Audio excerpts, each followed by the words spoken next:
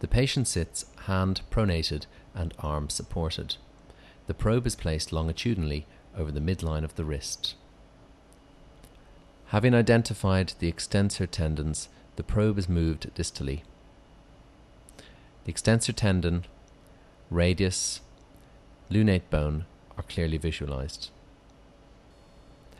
The tendon may be followed distally over the capitate and third metacarpal shaft.